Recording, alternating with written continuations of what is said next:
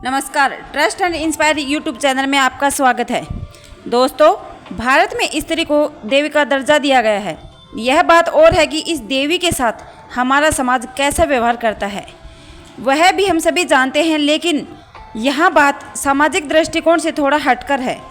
दोस्तों, वैसे तो प्रकृति ने स्त्री के भीतर कोमलता, सौम्यता और ममता के भाव कूट कूट के भरे हैं।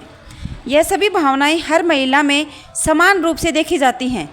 जिस तरह से हाथों की पांचों उंगलियां बराबर नहीं होती, उसी तरह हर स्त्री ममता की मूर्ति हो यह भी ज़रूरी नहीं है। दोस्तों, हमारा समाज स्त्री को परिवार की इज्जत मानता है और बहुत हद तक स्त्री को यह जिम्मेदारी सौंप दी गई है, अपने परिवार और अपने कुल के नाम पर कोई भी आँच ना आने दे। इस तरह से महिलाएं कुल की इज्जत को बचाने का काम करती हैं, अपने नैतिक और सामाजिक आचरण को पवित्र रखती हैं।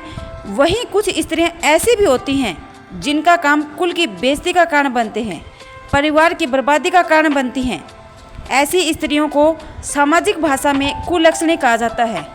दोस्तों, ऐसी महिलाओं की पहचान सामान्य तौर पर करना संभव नहीं है जब तक हम उन्हें जान न लें, लेकिन भारत के प्रसिद्ध ग्रंथ वृहद संहिता के अनुसार कुछ ऐसे तरीके हैं जिनसे स्त्री के चेहरे मोहरे को देखकर स्त्री के स्वभाव का पता लगाया जा सकता है।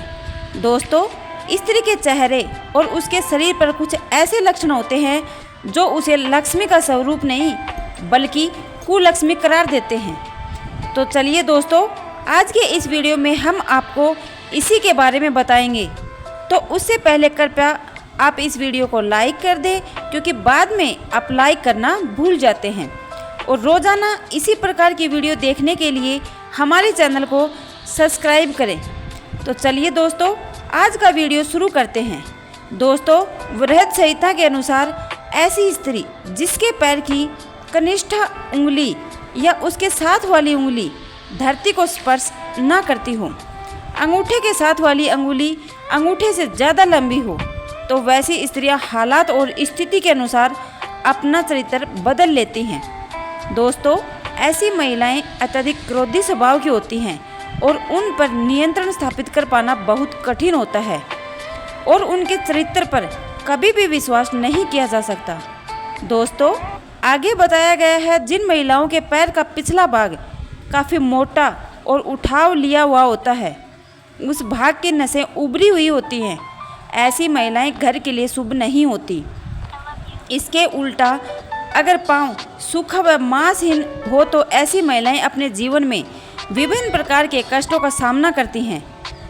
आगे दोस्तों बताया गया है, स्त्री का पेट अगर घड़े की तरह होता है तो वह महिला ताउम्र गरीबी और दरिद्रता के हालातों से गुजरती रहती है।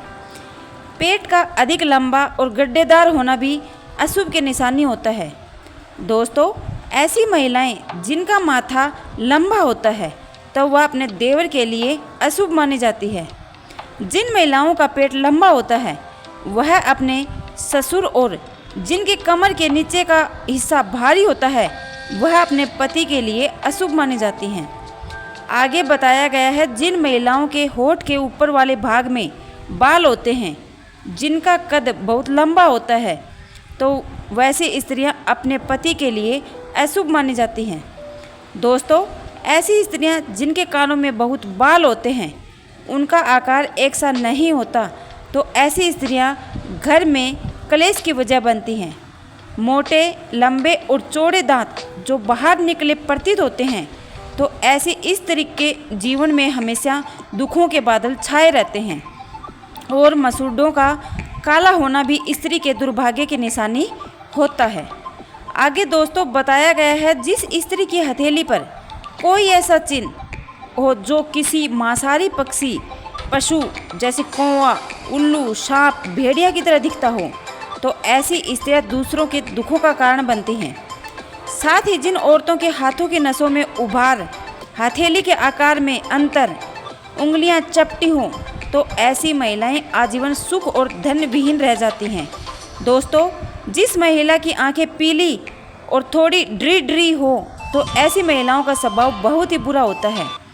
जबकि ऐसी महिलाएं जिनकी आंखें चंचल और स्लेटी रंग की होती हैं वह बहुत ही उत्तम मानी जाती हैं।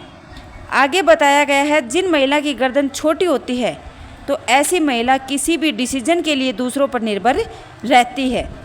वहीं जिसकी गर्दन की लंबाई 4 उंगलियों से ज़्यादा होती है वह महिला अपने ही वंश का विनाश कर देती हैं। दोस्तों, हमने यहाँ किसी भी तरह से स्त्री को शुभ या अशुभ की श्रेणी में विभाजित नहीं किया और ना ही कोई ऐसा प्रयास किया है जिस स्त्री की गरिमा का हनन हो। यह सामान्य सी बातें हैं जिन पर विश्वास करना या न करना आप लोगों पर निर्भर करता है और आपके अनुभव पर निर्भर करता है। दोस्तों,